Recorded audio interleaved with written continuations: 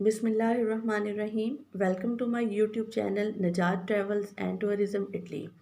दोस्तों, आज हम अपनी इस वीडियो में बात करेंगे वो कौन से ऐसे ममालिक हैं जो सन 2020 में वीज़ा देने के लिए उनकी रेशो जो है वो काफ़ी हाई है।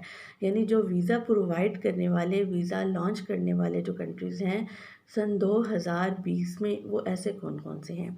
एक सरसरी सी अगर हम निगाह डालें तो सन 2020 में इस पेंडेमिक सिचुएशन के बाद, कोरोना के लॉकडाउन के बाद मतलब हर तरह की मूवमेंट पर पाबंदी थी। लेकिन अभी हम उन कंट्रीज़ की बात करेंगे जो कि सन 2020 में जो है वो वीज़ा प्रोवाइड कर रहे हैं, उनकी सर्विसेज जो हैं वो बहाल हो चुकी हैं।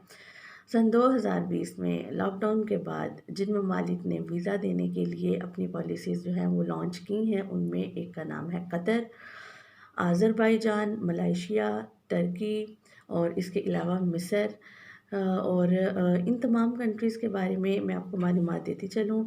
नए आने वाले तमाम हाज़रीन से गुज़ारिश है कि जिन लोगों ने अभी तक हमारा चैनल निजात travels and tourism Italy subscribe नहीं किया, वह सब्सक्राइब कर लें। हमारी इस वीडियो को लाज़मी लाइक करें और दूसरे फ्रेंड्स तक शेयर करें। तो दोस्तों, कतर ऐसा कंट्री है जो कि वीज़ा फ्री एंट्री दे रहा है। वीज़ा ऑन अराइवल भी मौजूद है। एयरपोर्ट पर आप पहुँचें, आप डायरेक्ट वहाँ से अपना वीज़ा ले सकते हैं। थोड़ी सी आपको वीज़ा फ़ीस अदा करनी पड़ेगी। मिस्र एक ऐसा कंट्री है जो कि वीज़ा दे रहा है आजकल सन 2020 में लॉकडाउन के बाद, और उसका भी रेशो काफ़ी हाई है। जो लोग मिस्र जाना चाहते हैं वो भी अपना वीज़ा ले सकते हैं।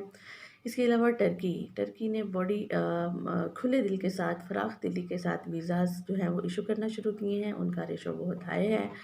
जो लोग टर्की जाना चाहते हैं वो भी अब जो है वो अप्लाई कर सकते हैं। इसके अलावा मलेशिया जो है उसने अभी अपनी सर्विसेज बहाल नहीं की।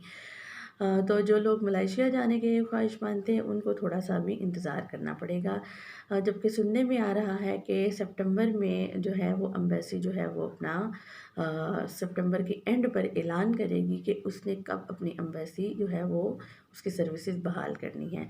अज़रबैजान आपका जो आजकल एक ट्रेंड में है कंट्री, अज़रबैजान ने भी अभी तक अपनी सर्विसेज जो हैं, एम्बेसीज़ जो हैं उनकी सर्विसेज को बहाल नहीं किया। लेकिन ई वीज़ा जो है वो मिल रहा है और 110% श्योरिटी के साथ आपको मिलेगा। तो दोस्तों, ये थे उन चंद ममालिक की लिस्ट जो हमने आपको बताई है, जो लोग वीज़ा दे रहे हैं या जिनकी एम्बेसीज़ ने वीज़ाज़ देना स्टार्ट कर दिए हैं। उम्मीद करती हूँ कि मेरी ये वीडियो आपको पसंद आई होगी। अगली नई आने वाली वीडियो तक, इन्फॉर्मेशन तक मैं आपसे इजाज़त चाहती हूँ। तब तक के लिए अल्लाह हाफ़िज़।